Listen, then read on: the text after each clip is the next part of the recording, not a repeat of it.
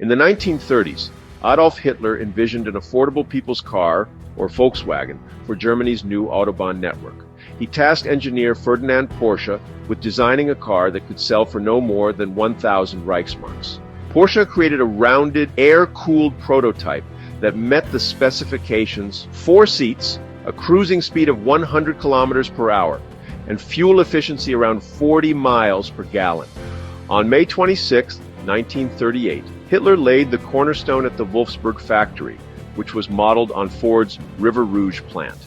A nationwide savings plan launched that summer, with workers contributing 5 Reichsmarks per week toward their future car.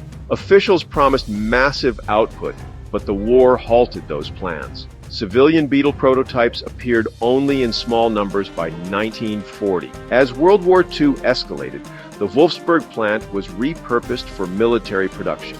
It produced the Kübelwagen, the Schwimmwagen, and other utility vehicles. Approximately 66,000 units were built by 1945. Forced laborers and prisoners of war made up a large portion of the workforce.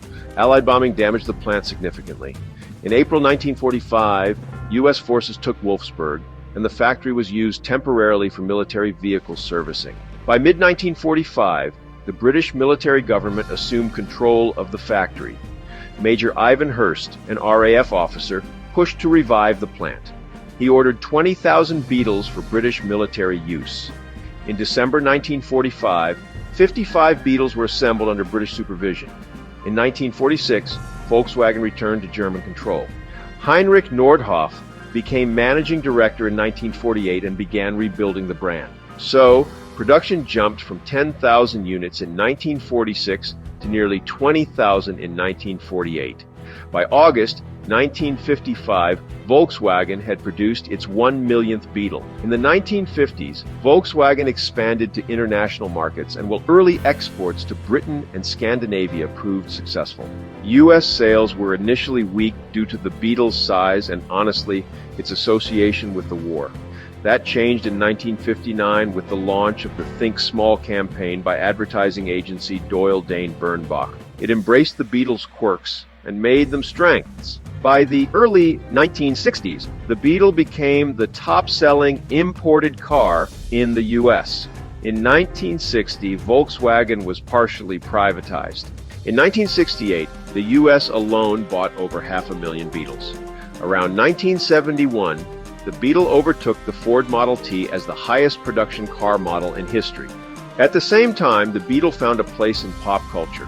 Its rounded shape and simplicity made it a favorite among counterculture movements. In the United States, it became a hippie symbol. The Beetle appeared in films like Herbie the Love Bug and was frequently seen with flower decals and peace signs. In Germany, it symbolized post-war recovery and everyday freedom. In 1978, Wolfsburg ceased Beetle production, but the model lived on in Mexico and Brazil. In Mexico, production continued until 2003. In Brazil, until 1986. The Beetle remained popular in Latin America due to its low cost and durability. Volkswagen later honored the Beetle legacy with the new Beetle in 1998 and a redesigned model in 2012.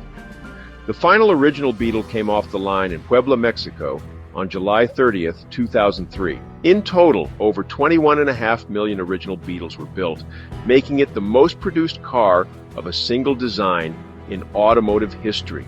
Today, the VW Beetle is more than just a car. It was produced for 65 years, helped rebuild post-war Germany, made Volkswagen a global name, and became a cultural icon. From Nazi propaganda to flower power, its journey is unlike any other in automotive history.